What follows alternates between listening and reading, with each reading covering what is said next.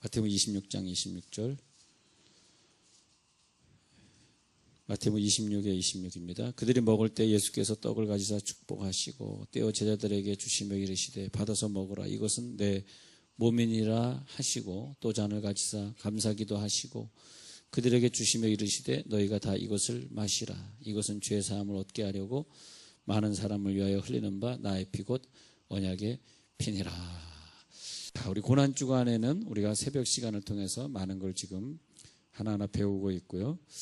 자, 오늘은 우리들이 고난주간에 꼭 배워야 될 것 중에서 고난주간에 예수님이 보여주신 나는 살과 피다 그러면서 자기의 몸을 이렇게 나누어 주신 것입니다. 그래서 우리는 그냥 가만히 있다가 아무 공로도 없이 예수님의 살과 피를 이렇게 나눠 먹게 됨으로써 예수와 함께 연합이 되고 예수님의 그 생명이 내 생명이 되고, 그래서 옛날에 생명이 없어지고 예수님의 생명이 내 생명이 되면서 그 다음에는 새 생명 가운데 우리가 살게 되고 새로운 사람으로 살게 되고 그런 은혜를 입게 되었습니다. 그래서 예수님이 이 고난주간에 떡을 떼시고 그리고 잔을 부어주시면서 그래서 받아 먹어라, 받아 마시라. 그리고 내 살이다, 내 피다 그러면서 먹게 해주심으로써 이제는 예수님의 살과 피가 내 몸속에 들어왔으니까 이제는 내 속에 예수님이 계시는 그런 능력으로 우리가 살게 된 것이 얼마나 감사합니까? 그걸 좀 감사한 걸 우리 사실 알아야 되는데요. 자, 우리가 그 예수를 믿으면서 나는 어렸을 때부터 믿지 않았고 뭐 20살 때부터 믿었다. 어떤 사람은 뭐 또 뭐 한 50살부터 믿었다. 어떤 사람은 뭐 태어날 때부터 믿었다. 그런데 저처럼 이렇게 태어날 때부터 믿은 사람은 대체적으로 당신 언제부터 믿었어? 그러면 나 모태신앙이 하는 사람들이 대체로 좀 갈등이 있더라고요. 어떤 갈등이냐 하면은 천국에 있는 거는 믿어지는데 근데 그렇게 뜨겁게 믿어지는 건 사실 아니고, 그래서 그런 사람들이 주로 뜨거운 교회 싫어하고 좀 조용한 교회를 좀 좋아하죠. 조용하게 뭐 또 좀 타치 안 하고, 그래서 좀 나와도 뭐라고 안 그러고 안 나와도 뭐라고 안 그러는. 그래서 이제 우리나라에는 대교회가 잘 되는 게 그런 그 사람들이 수두룩해서 그런데, 근데 그 진리에 대해서 어느 때 굉장히 갈급해질 때가 또 옵니다. 근데 모태신앙이면서 진리에 대해서 갈급해질 때가 오면 사람이 좀 미칠 것 같아요. 왜냐하면 나는 모태신앙으로 이렇게 살아왔는데 별로 그렇게 뜨거워지지 않는데, 또 어떤 사람 막 뜨겁게 믿는 사람 보면 혹시 쟤가 나보다 더 상급을 많이 받는 건 아닌가. 그건 모태신앙들은 싸그리 혹시 지옥까지는 않을까. 왜냐면 모태신앙은 별로 안 뜨거우니까. 진짜 어떻게 누가 모태신앙으로 말을 만들었는지, 전도도 못해 기도도 못해, 다 모태신앙인데. 근데 예수를 믿기는 믿어야 되는데 뜨거워지진 않고요. 또 어려서부터 믿어온 습성이 있으니까 뭐 절이나 천주교로 갈 수는 없고, 그래서 그걸 갖다가 두 글자로 뭐냐 그러면 화한장하겠네, 화한장하겠습니다 진짜. 왜냐하면 다른 사람들이 볼 때 집사님, 장로님, 목사님 참 신앙이 좋으십니다 그렇게 말을 해요. 왜냐하면 습관적으로 성경책 끼고 싹 들어오는 거는 정말 신앙이 좋은 것처럼 보이는데, 근데 그 마음속은 상당히 갈등하고 있는 그런 모습입니다. 또 뭐 교회 일을 한다 그러면은 알기는 또 잘 알아가지고 교회 일은 잘 처리하는데, 그래서 이제 갈등을 느껴봤던 것이 TV라든지 이 세상에 있는 욕심이나 죄악을 다 끊고, 그리고 산에 올라가서 기도하면 좀 나아지겠다. 그래서 산에 한동안 올라가서 기도하고 내려오는 청년 시절도 있었는데, 그래도 또 이 모태신앙은 잘 뜨거워지질 않고요. 또 다시 또 원위치로 돌아가고, 그러면서 이제 다가오는 것이 나이가 들어가면서 두려움이죠. 이거 이러다 이거 천국 못 가면 어떡하냐. 분명히 천국 가는 척하고 살았는데 이게 믿음이라고 말할 수는 없고, 그러다가 어떤 때에 내가 막 노력하고 산에도 가보고 뭐 불도 받아보려고 하고 또 교회 봉사도 해보고 뭐 여러 가지로 해보다가 안 되다가 어느 순간을 맞이하는데 죄와 사망의 법에서 해방시키는 생명의 성령의 법으로 해방되는 그 순간을 꼭 맞이해야 되는데 그 순간을 딱 맞이했을 때 그때 내가 기도하는 게 아니고 내가 믿는 게 아니고 내가 산기도하는 게 아니고 내가 교회에서 봉사하는 게 아니고 할 때 그 상황을 이제 예수님이 나를 위해 진짜 못 박혀 돌아가셨고 근데 어렸을 때부터 예수 믿는 사람이 그런 환경을 한번 만나지 않으면 참 힘들어요. 통성으로 기도하기도 힘들고 막 자발적으로 자기가 성경 읽고 다니는 사람들에게 막 복음 전하고 하는 것도 사실 힘들어요. 그러니까 30, 40대까지 죄 짓다가 확 변화돼 가지고 하는 사람은 좀 하는데 잘 안 되는 사람들이 너무 오랫동안 예수 믿은 그걸 뭐라 그래요? 무슨 닭? 무슨 닭이라 그러죠? 개닭. 그런다. 근데 이제 그래가지고 그래서 어떤 순간에 하나님이 딱 그때에 맞춰서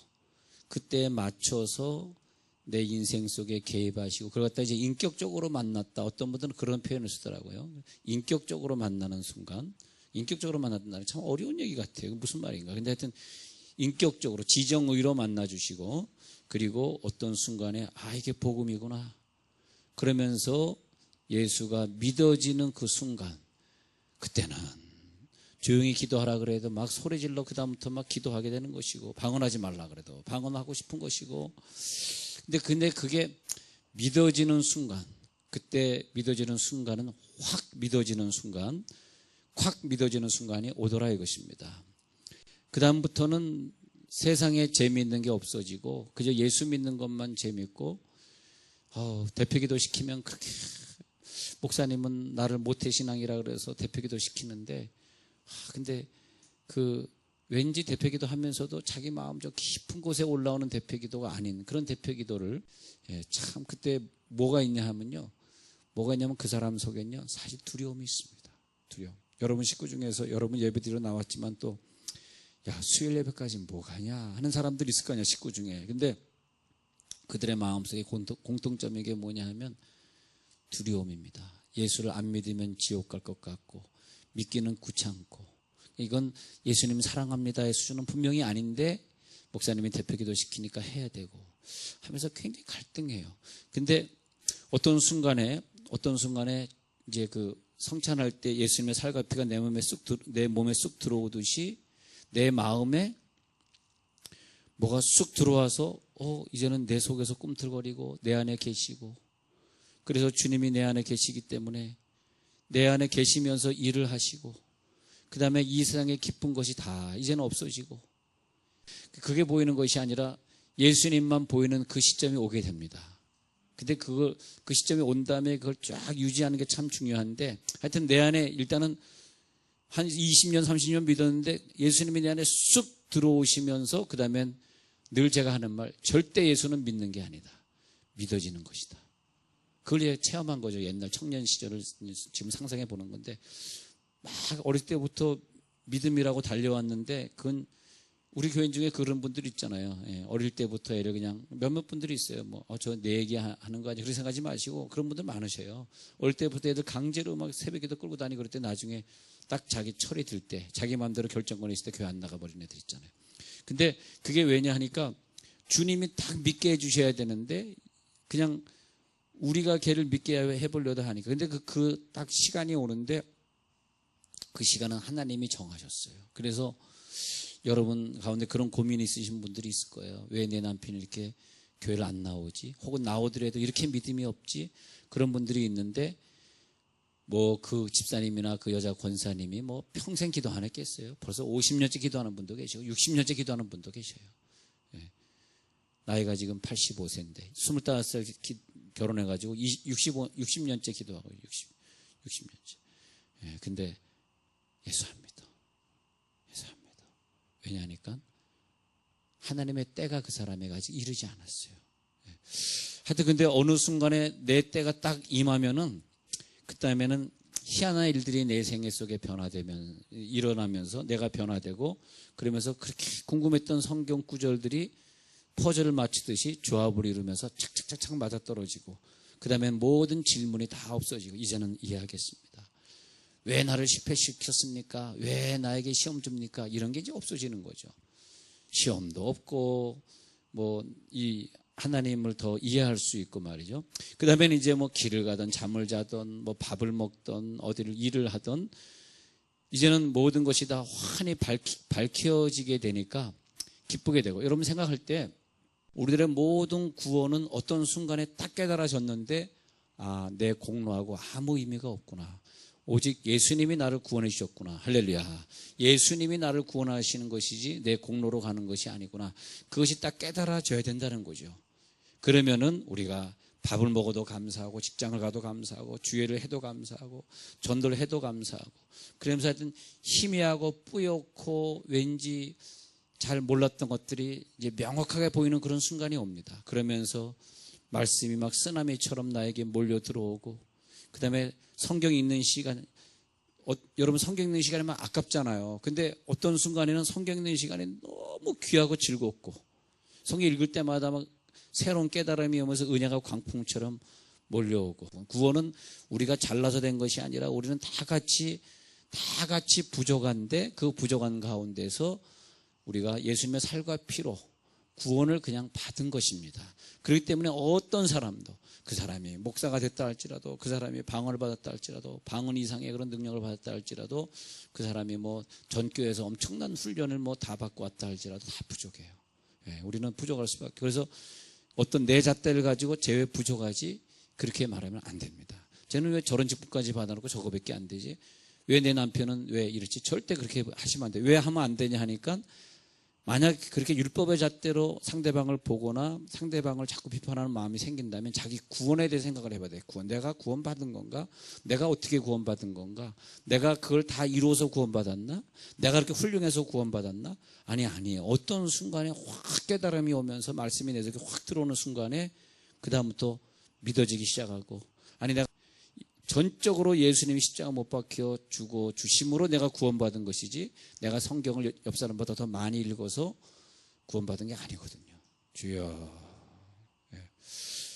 그래서 말씀이 내 속에 들어와서 살아서 꿈틀거리는 것을 볼 때에, 그때 히브리서 4장에 나오는 심령 골수를 찔러 쪼갠다.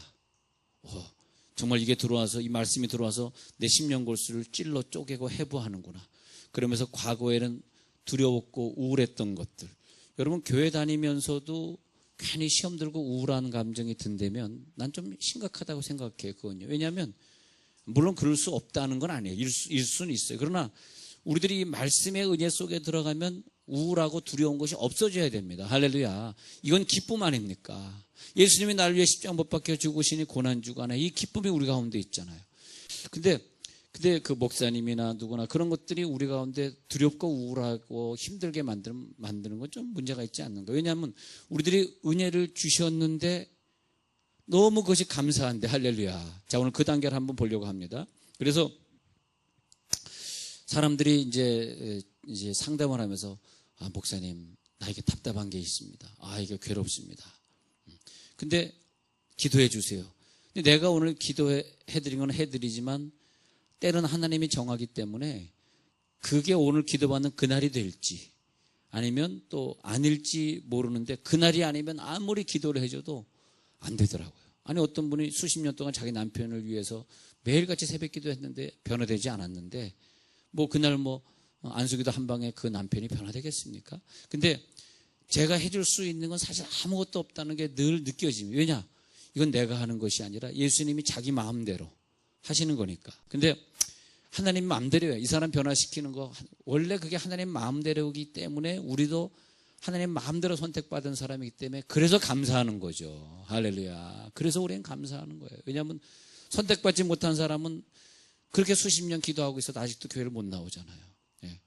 그래서 기도해 줄 때도, 하나님, 이분이 참 믿음이 안 생긴다고 답답해서 왔는데 제가 해줄 수 있는 건 아무것도 없네요. 그냥 기도는 해드리겠습니다만 주님의 때가 아니라면 나는 오늘도 아무 소용이 없는. 그래서 저는 이 사람이 나를 볼 때, 목사님한테 기도받고 나서 내가 이렇게 변화됐다고 이런 간증을 해야 되기 때문에, 하나님, 제가 할 수 있는 건 없고 완전히 그릇이 된 사람만 보내주십시오.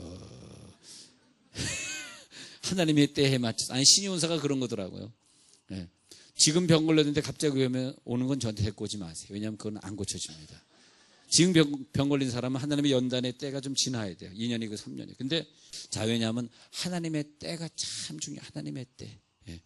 그래서 기도해 드릴 때 하나님, 제가 안수한다고 되는 거 절대 아닌데 하나님 오늘 저분의 눈과 귀를 열어서 내가 그렇게 오랫동안 갈등하고 산기도도 해보고 이것도 해보고 다 안 되다가 어느 순간에 갑자기 주님이 내 속에 쑥 들어오시면서 그 밀려오는 그 기쁨과 그 열정, 그 이후로 지금까지 잠을 안 자도 즐거웠고 하루 종일 성경을 읽어도 즐거웠고 복음 전하는 것이 즐거웠고 그렇게 살게 되는데 하나님 이분에게도 그런 은혜가 주어지게 해 주옵소서 하는데 또 안 되는 경우들이 많더라고요. 솔직히 얘기해서. 네. 때와 기한은 내가 정하리라. 때와 기한은 내가 정하리라. 그런 거죠. 그래서 당신 예수 믿으십시오가 아니라 하나님 이 사람도 이제는 예수가 믿어지게 하십시오. 아마 이 말씀을 여기까지 말씀드렸으면 자기 식구 중에서 자기 자녀나 자기의 식구들이 예수 안 믿는 사람 보면 답답하셔서 아주 리얼하게 이 설교가 들리실 줄로 믿습니다. 그래서 말이에요.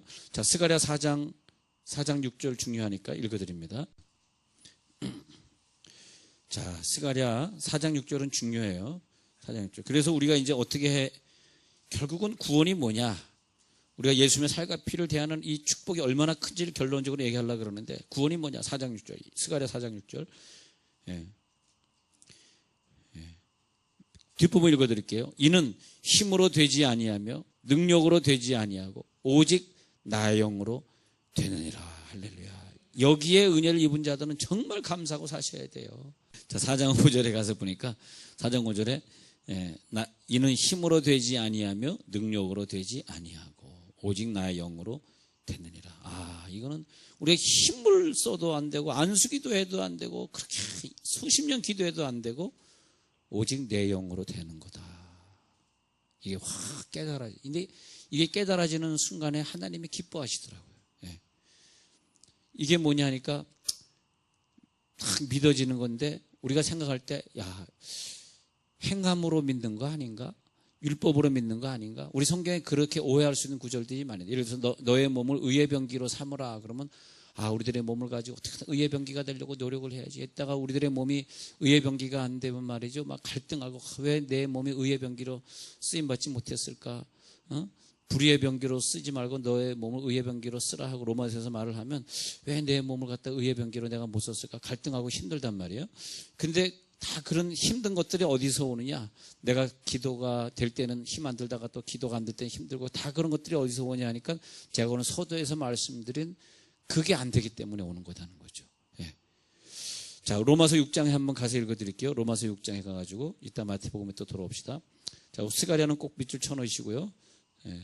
스가랴 4장 6절 밑줄 쳐놓으시고 로마서에 가셔서 로마서 6장의 그 중요한 구절 한번 보겠습니다. 우리 잘 아는 로마서 6장 9절 한번 읽어드릴게요. 6장 3절 한번 볼게요. 6장 3절부터 읽어드릴게요. 로마서 6장 3절. 무릇 그리스도 예수와 합하여 세례를 받은 우리는, 자, 예수님의 살과 피를 먹으면서 예수 합하는 거죠. 그의 죽으심과 합하여 세례를 받은 줄을 알지 못하느냐. 그러므로 우리가 그의 죽으심과 합하여 세례를 받음으로 그와 함께 장사되었느니 이는 아버지의 영광으로 말미암아 그리스도를 죽은 자 가운데서 살리신 것 같이 우리로 또한 새 생명 가운데서 행하게 하려 하십니다. 우리 속에 예수의 살과 피가 들어오는 성찬식 후에는 우리 속에 예수 생명이 들어오는 걸 상징하기 때문에 이제는 과거 생명이 아니라 새 생명으로 사는 걸 믿으시기 바랍니다. 만일 우리가 그의 죽으심과 같은 모양으로 연합한 자가 되었으면 또한 그의 부활과 같은 모양으로 연합한 자도, 이 연합이 참 중요합니다. 연합이라고 하는 것은 강력 본드로 말이에요. 딱 달라붙어 나가지고 그 다음에 떨어지지 않는 거예요. 다시 이제 돌아오십시다. 로마서 6장 4절에 세례를 받음으로, 그래서 예수와 함께 본드처럼 하나 딱 된 거란 말이에요. 그렇기 때문에 예수님이 내 속에 살과 피로 들어왔잖아요. 그러면 5절에 부활과 같은 모양으로 연합한 자도 되리라. 근데 지금 이 로마서에서 뭘 말하냐면 내가 의로운 행위로 그랬냐? 내가 율법을 다 지켜서 그랬냐? 저 사람은 기도 안 할 때 내가 기도 좀 더 해서 그랬냐? 저 사람은 성경 안 읽을 때 내가 저 사람보다 성경 좀 더 읽어서 그랬냐? 그게 아니라는 얘기를 하고 있는 것입니다. 그렇기 때문에 율법이 아니라 내가 기대하지도 않았는데 어떤 순간에 나를 찾아오셔서 나를 구원으로 살게 해주신 그것을 깨닫는 사람은 잣대를 갖고 다니지 말라는 얘기를 하고 있는 거죠. 예? 예. 자, 우리가 생각할 때 그래도 목사님 구원받았으면 사람이 선을 행하고 살아야지, 교인들이 하도 선을 행하지 않기 때문에 우리가 욕을 먹는 거 아닙니까? 그래도 우리가 반듯하게 살아야지요, 깨끗하게 살아야죠, 그런 얘기들을 하고, 특히 기독교는 욕먹을 짓을 하지 말아야죠. 근데 그 잣대는 어디서 오냐 하니까 구원받지 못한 사람들이 우리들에게 들이대는 잣대입니다. 구원받지 못한, 그렇다고 우리가 막 살라는 건 아니지만은, 그런데 우리가 반듯하게 살고 선을 행하고 살아서 구원받은 게 절대 아니거든요. 구원하고 그거는 아무 관계없는 거거든요. 자, 그러니까 어린 양의 그 피를 갖다가 너희 문 좌우인방과 문설주에 바르면 구원하리라. 그것은 세겜 지역에 사는 사람들에게 그렇게 얘기했고, 세겜 지역 아닌 그 애굽 지역에 사는 사람에겐 그런 말을 하지 않았기 때문에 무조건 세겜 지역에 살고 피만 뿌리면 구원받은 것이지, 그 사람들이 애굽 사람보다 행위가 더 나았고 더 많은 율법을 알았고 더 많이 기도해서 구원받은 게 아닙니다. 예? 예. 우리가 살과 피를 대하면서 그것이 얼마나 감사하다는 걸 제가 지금 말씀드리고자 하는 건데, 우리가 어떻게 살았을까, 어떻게 살아야 될까에 초점을 자꾸 맞추면 안 돼. 근데 그것은 언제 되느냐 하니까, 내 속에 예수님이 오셔서 우리가 생각할 때 내 남편은 언제부터 좀 기도하고 살까, 그렇게 참 고민이 많으시죠. 근데 그건 안 되는 거예요. 왜 안 되냐 하니까, 그건 예수님이 오셔서 기도하게 하시는 것이지 당신 기도해서 기도가 되는 게 아니란 말이죠. 아시겠죠? 그러니까 그런 마인드를 가지고 이 주일날 성찬식을 대하셔야 된다는 거죠. 그래서 왜 예수 믿는 사람들이 저렇게 행동을 해? 그 행동의 기준을 믿지 않는 사람들이 가지고 있는 기준을 우리는 가지면 안 된다는 거죠. 예. 그래서 아담에게서 태어난 사람들은 아담의 조상이기 때문에 다 죄인으로 태어나요. 근데 예수님에게서 태어난 사람은 예수님의 자손으로 태어나기 때문에 무조건 다 구원받아요. 그러면 구원이라고 하는 것은, 제가 작년인가 재작년에 이 구원론에 대해서 얘기했습니다만은, 구원은 뭐냐 하면은, 구원은 내가 잘나서 구원받아. 어떤 사람이 지금 불났어요. 불났어. 막 불이 나고 있어. 불나고 있는데 내가 지금 다 죽게 되는데 옆에 있는 사람이 미스터 김, 내가 도와줄게. 자기도 등거리에 불 붙어가지고 다 죽을 것 같으면서 뜨거워 내가 도와줄게. 그러면 내가 이 사람 어떻게 믿습니까? 이 사람도 연기 콜록콜록 하고 있는데 나도 콜록콜록 하는데, 이 불났는데 누가 도와주냐면 헬리콥터가 와가지고 뚜뚜뚜뚜뚜뚜뚜뚜뚜 헬리콥터가 와가지고, 헬리콥터 이상하다. 헬리콥터 이상하네. 도저히 못 그리겠다. 헬리콥터 와가지고 사다다리를 내려가지고 그래가지고 구원해 줘야죠. 이 헬리콥터가. 이 헬리콥터는 바깥에서 들어온 사람이죠. 자, 물에 빠졌습니다. 막 헤엄쳐. 나 죽겠어. 막 아이고 허우적거려. 자기도 허우적거리는 주제에, 자기도 물에 빠진 주제에, 응? 내가 너 구원해 줄게. 그럼 그 사람은 어떻게 믿겠습니까? 자, 구원이라고 하는 것은 우리 인간이 구원할 수도 없고, 인간이 더 잘나봐야 똑같이 때 묻어 있고 똑같이 불에 타고 있고 똑같이 물에 빠져 있는 인간이 뭘 누가 잘났다고 잣대를 갖다 들이댑니까? 이건 구원받은 구원의 그 능력을 잘 몰라서 그래요. 이 물에 빠졌으면 수영 잘하는 사람들이 저 바깥에서 보트를 던져줘야 구원받을 줄 믿습니다. 네. 튜브를 던져줘야지 또 구원받을 줄 믿습니다. 근데 예수님을 믿고 구원받는다 할 때 우리들의 의에 자꾸 초점을 맞추려고 하는 것이 오늘 끝나길 바랍니다. 우리 주일날 성찬식에 앞서서 내가 무슨 의가 있는가, 내가 너보다 나면 얼마나 낫겠는가, 내가 너보다 헌금했으면 얼마나 더 했겠는가. 에? 우리가 새 생명 가운데 산다는 것은 예수님이 주신 생명으로 사는 것이기 때문에 과거의 모든 것이 다, 자, 윤리, 도덕, 헌금, 기도 생활, 이 모든 것들이 그거 다 뭐가 돼야 되는 거 아니야? 좀 이루어져야 되는 거 아니야? 그렇게 생각하는 것들이 없어져야 됩니다. 예. 난 너보다 더 많이 구제했잖아. 난 너보다 더 충성하잖아. 저 사람 나보다 더 구제하네. 저 사람 나보다 더 전도 많이 하네. 근데 그렇죠. 저 사람 나보다 더 훌륭하네 했는데 실망 느끼셨죠. 나보다 훌륭한데 왜 저러지? 이럴 수 있잖아요.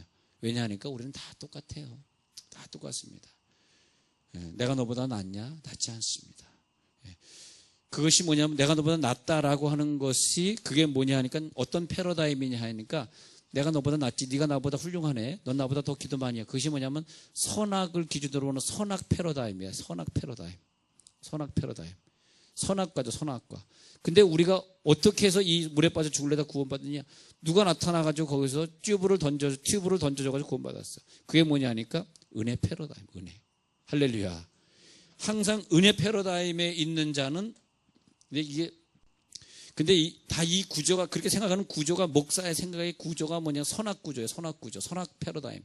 선과 악을 통해서, 이 선악과거든요. 눈이 밝아지거든요, 눈이 밝아져. 예. 눈이 밝아서 누가 장로님이 꼭 되어주셔야 되냐 하면, 근데 이게 구원의 능력이 다시 새롭게 될 때 이게 없어지더라고요. 이 선악의 패러다임이 무너질지어다. 예. 근데 이게 안 무너지면 자꾸 남편을 보면 시험 드는 거예요. 왜 너 자꾸 이 정도밖에 못 믿어? 자꾸 이렇게. 근데 우리는 선악 패러다임은 뭐냐면 행함의 문제고, 은혜 패러다임은 하나님이 주신 은총의 문제고, 행함으로 구원받는 것이 아니라 은혜로 구원받았다고 여러분 그렇게 늘 주장하시잖아요. 예. 너의 말씀대로 안 살아서, 그 말을 구약식으로 보면 너의 율법 가지고 구원 못 받아, 이런. 율법을 줬는데 왜 구원 못 받아? 이 말이 뭐냐면 너의 말씀 안 읽고 너의 말씀대로 안 살아, 똑같은 거거든요. 근데 그게 말씀대로 되는 게 아니에요. 그건 우리들이 되는 것이 아니라 어떤 은혜, 오늘 밤에 어떤 은혜 한번 부닥쳐야 돼. 그러면 말씀 읽으라 그래도 읽지 말라 그래도 읽는 때가 온다는 거죠. 자, 근데 우리는 죄인입니다. 무슨 죄인이냐? 죄를 져도 죄인이고 죄를 안 져도 죄인이고.